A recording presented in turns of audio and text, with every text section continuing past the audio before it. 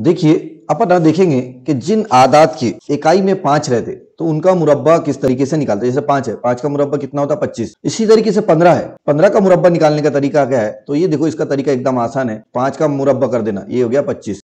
एक से बड़ा अदद कौन सा है, 2 है, 2 एक का 2, तो ये हो गया 225। तो 15 का मुरब्बा हो जाएगा 225। इसी तरीके से अगर हमको 25 का मुरब्बा निकालना है, किसका मुरब्बा निकालना है, 25 का स्क्वायर निकालना है, तो इसका भी तरीका एकदम आसान है।